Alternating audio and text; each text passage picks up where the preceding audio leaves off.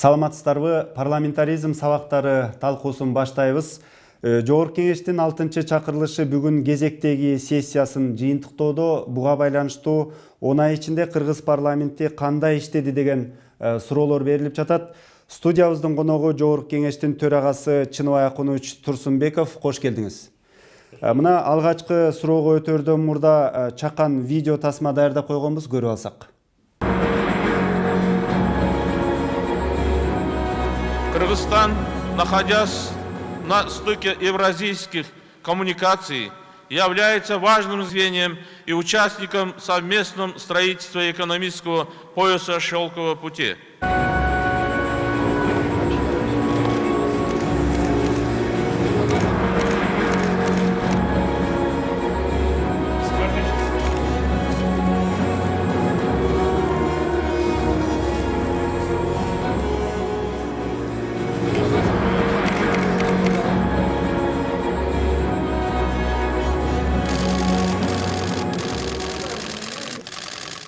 Бир жылы ичинде депутаттардын тобун баштап алып, бир топ өлкөлөргө иш сапары менен барып келдиңиз. Анын ичинде Кытай, Пакистан, Иран, Түркия, Чехия жана Орусия жана башка өлкөлөр бар.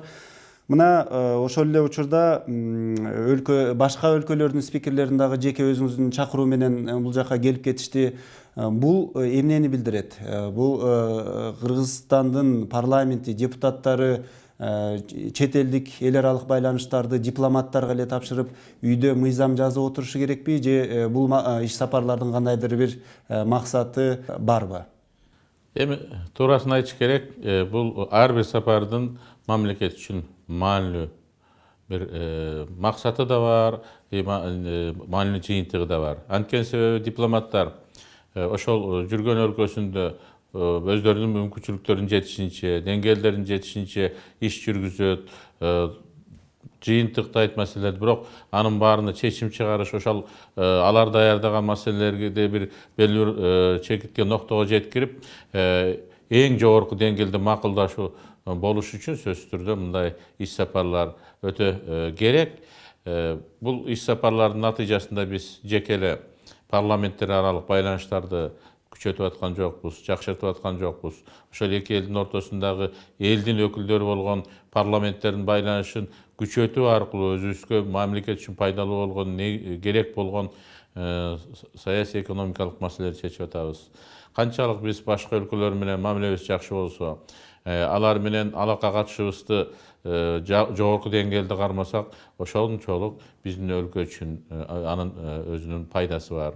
Мына кечээ эле келген биз Россиянын мамлекеттик думасынын төрагасы Володин Владимирович Викторовичтин сапарын айтсак болот. Келди, биз көп маселелерди талкууладык. Эки жолу, эгерде негизинен 3 жолу талкууладык десек болот. Биринчиден бир аз тар чөйрөдө дагы, кеңири чөйрөдө дагы Кыргызстан менен Россиянын ортосундагы алака катыштар, өзгөчө ушул эки өлкөнүн ортосундагы бүгүнкү күндө чечилиши керек болгон эки өлкөнүн атуулдарына түздөн-түз тиешелүү болгон маселелерди талкууладык. Ошол эле Россияда жүргөн биздин 100 миңдеген атуулардын дагы көп маселелери бар.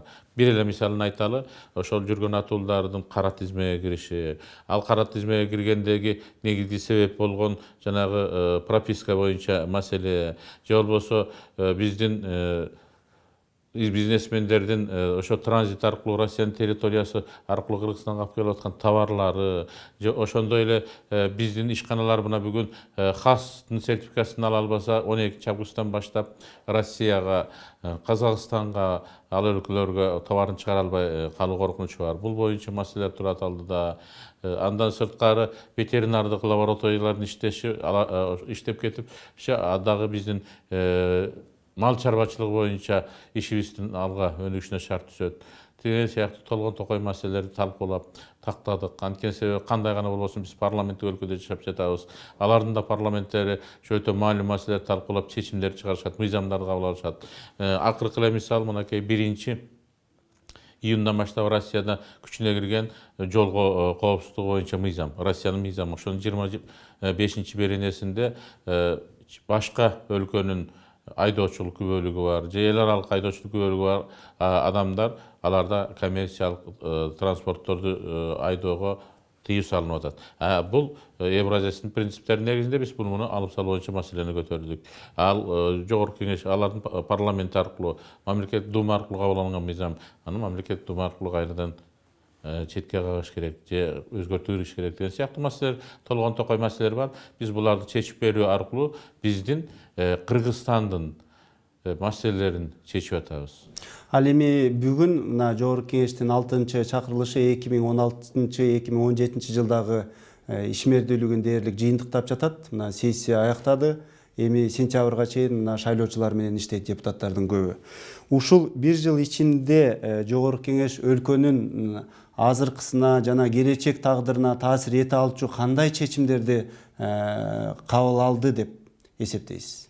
Өтө маанилүү көп чечимдер кабыл алынды. Эми биринчи эле эмнеден баштайбыз? Биз Конституцияга өзгөртүү киргизүү маселеси ушу жогорку кеңеште талкууланып, баардык маселе 3 окуудан өтүп, анан кийин референдумга барды.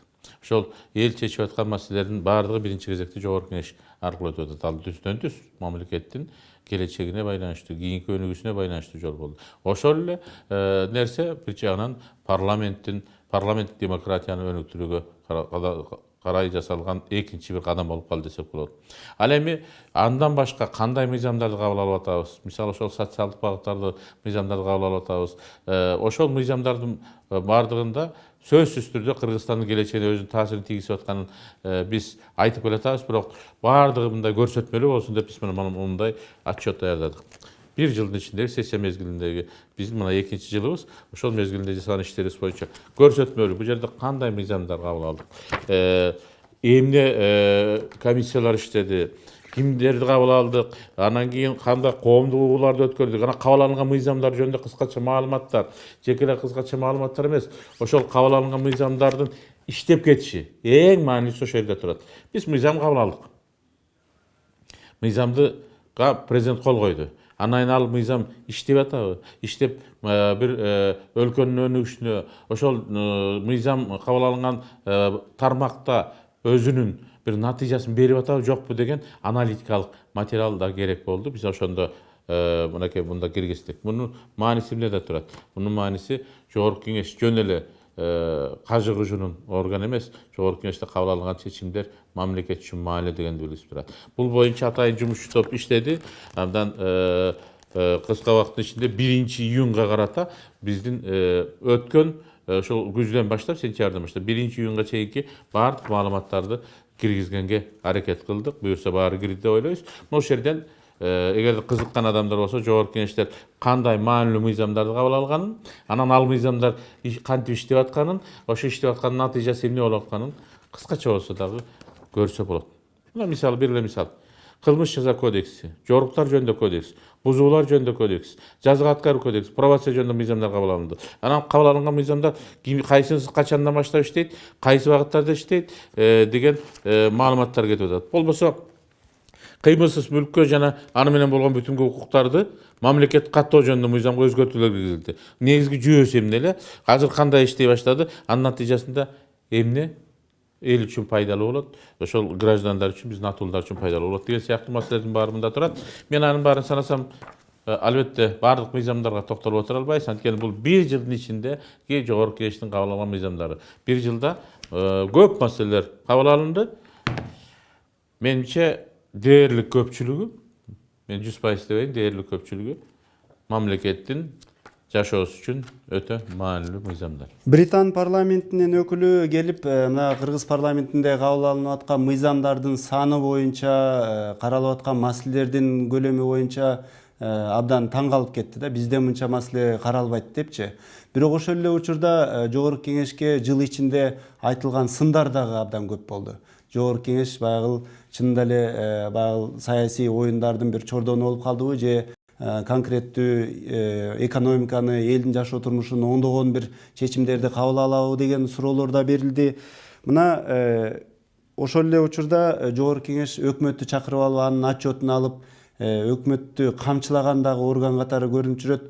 Ошол эле учурда бул институт элдин жашоо турмушуна бир жоопкерчиликти алган, сезген орган боло алды деп ойлойсузбу?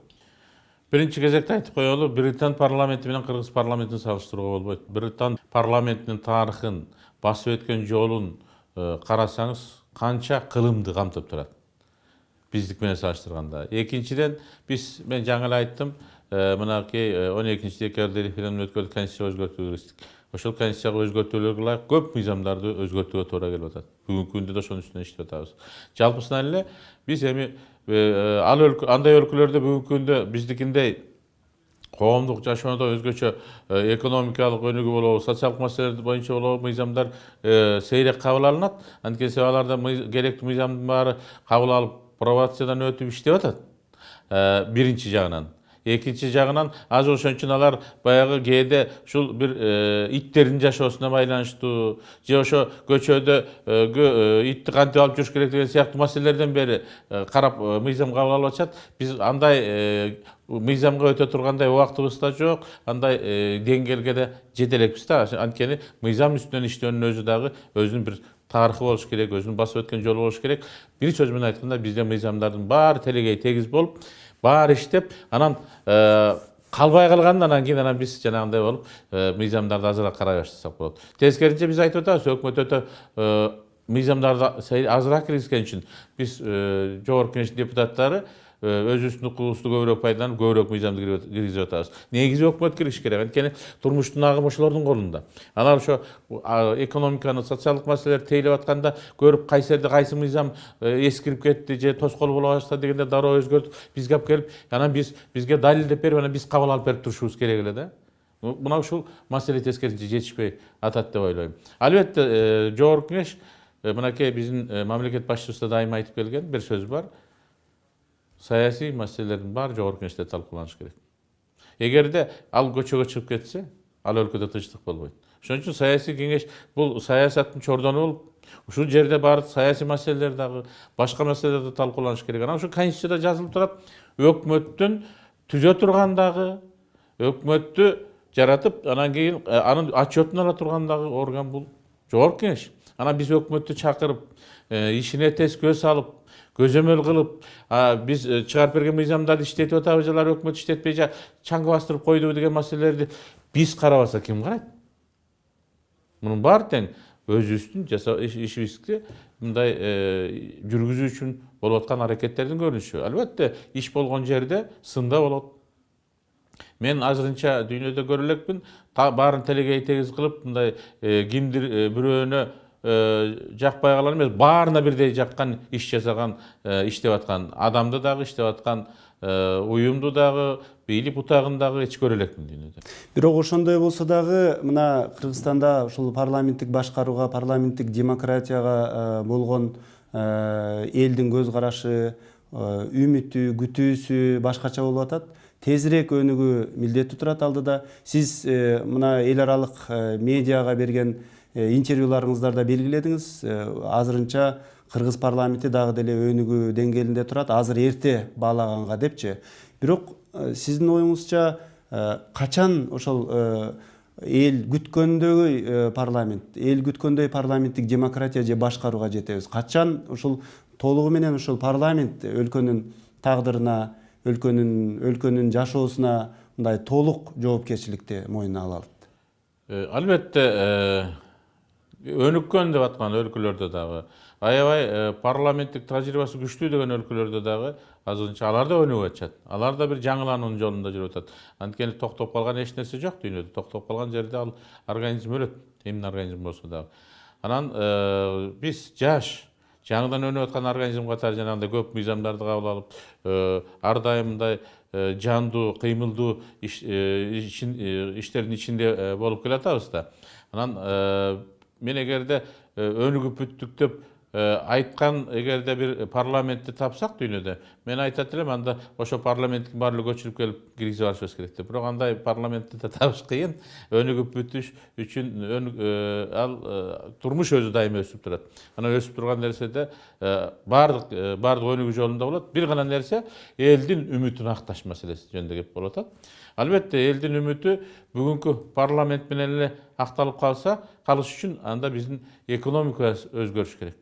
Ekonomikабыз ошо элдин жашоо турмушун баягы жыргалчылыкка жеткирип, эл баш оорубай, эртең күнү жумуш издебей, эртең күнү көбүрөөк айлыктуу кызмат издебей, эле ошо алган кызматына, иштеген жумушуна ыраазы болуп, же болбосо бардык жерде чакырып жумушка чакырып калган болгондо, ал өлкөдө албетте коммунизм курулган болот. Анда ал өлкөдө элдин мындай канааттануусу толук болот. Тилекке каршы биз дагы дүйнөдөгү башка өлкөлөрдө эле көп проблеманын ичинде. Башка өлкөлөрдөн дагы көбүрөөк проблемаларыбыз бар да.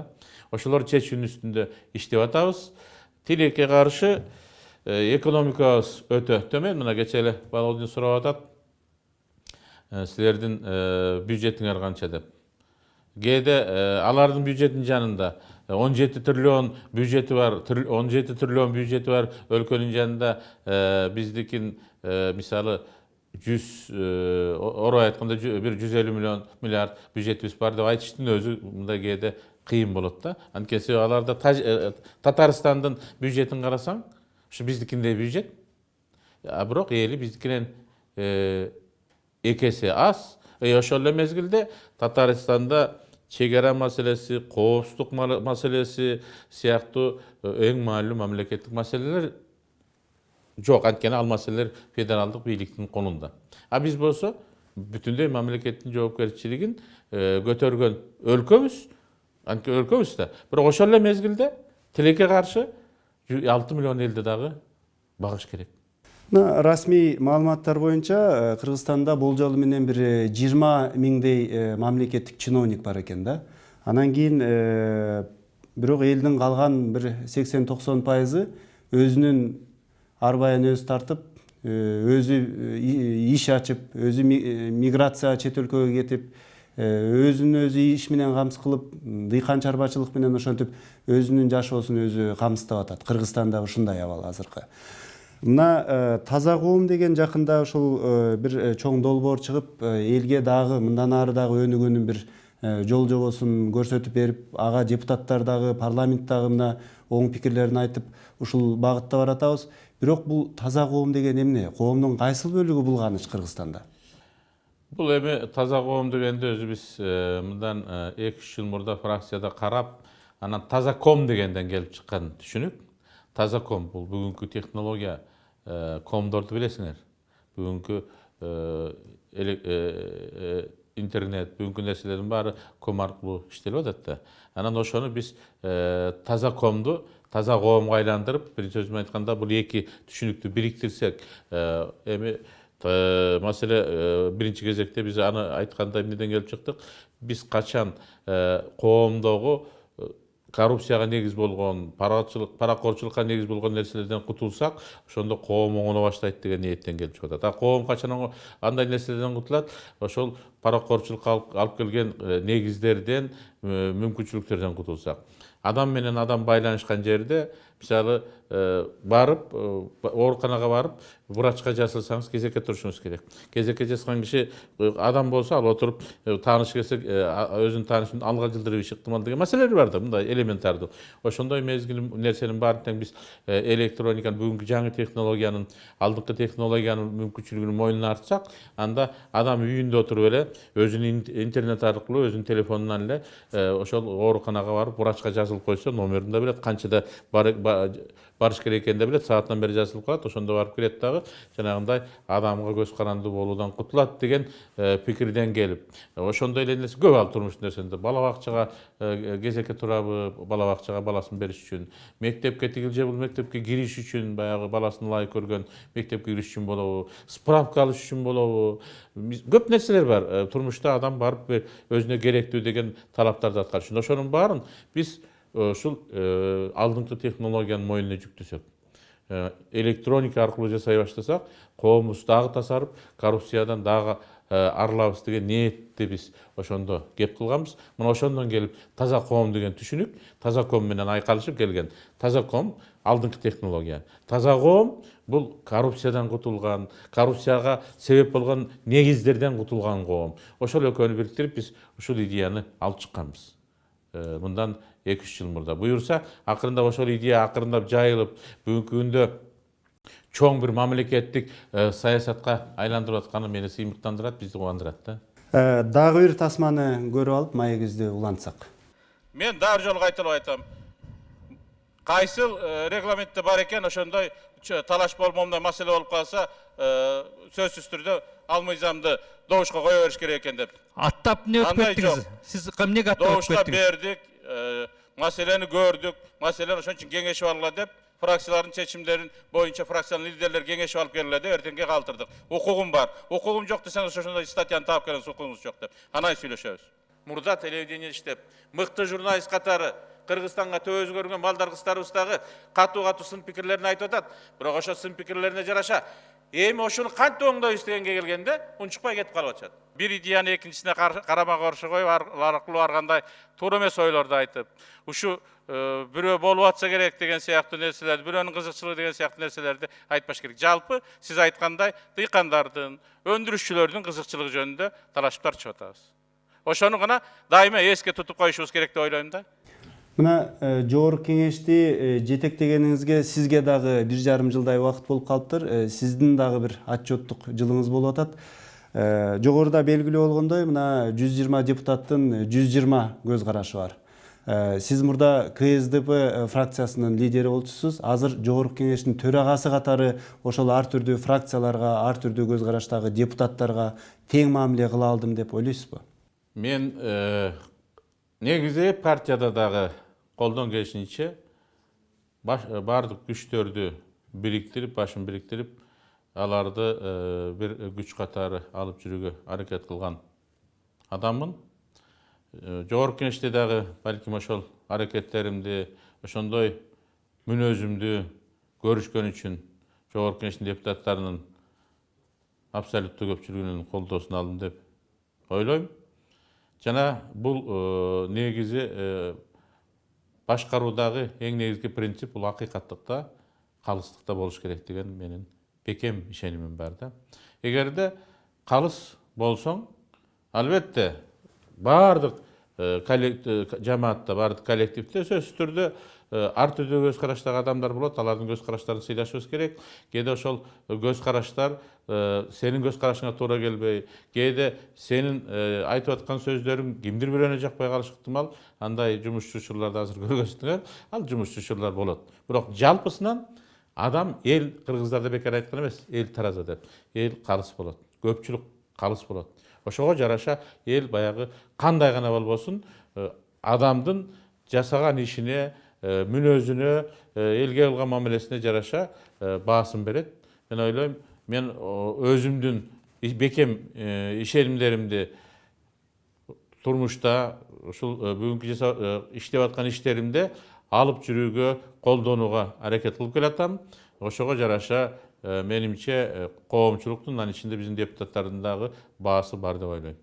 Маегибизди сиздин ишмердүүлүгүңүзгө байланыштуу дагы бир суроо менен жыйынтыктасак, мына көптөгөн жергиликтүү маалымат каражаттары, ошондой эле башка эксперттер, аналитиктер, саясатчылар бүт бардыгы эле мына алдыдагы президенттик шайлоого кызыгып атышат. Сизге бир нече жолу суроо да берилген. Ушул шайлоого катышасызбы, талапкерлигиңизди коесузбу деп суроо да беришкен, бирок сиз азырынча жооп бере элексиз. Мен ал суроону сизге бербей эле коеюн. Келерки президент кандай болуш керек? Анын сапаттары кандай болуш керек? Кыргыз эли ошол келерки лидерден эмнени күтүшү керек? Биринчи кезекте элдин башын бириктирген, ошо бардык саясий күчтөрдү бириктирген, колдон келишинче баягы жалпы ар түрдүү кызыкчылыктарды, жалпы кызыкчылыктарга алып келип бириктире турган адам болуш керек деп ойлойм. Анткени себеби биз бүгүнкү күндө дал ошондой ынтымакка, бириктирүүчү күчкө муктажбыз. Ушуну менен парламентаризм сабактары көрсөтүүбүздү жыйынтыктайбыз. Студиябыздын коногу Жогорку кеңештин төрагасы Чыныбай Акуныч Турсунбеков болду. Сентябрь айында кайрадан эфир аркылуу көрүшкөнчө аман болуңуздар.